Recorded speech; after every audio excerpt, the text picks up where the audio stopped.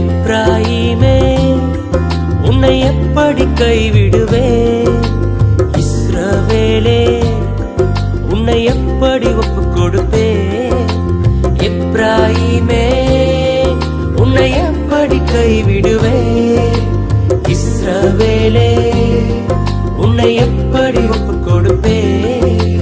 எப்ராயிமே உன்னை எப்படி கைவிடுவேன்?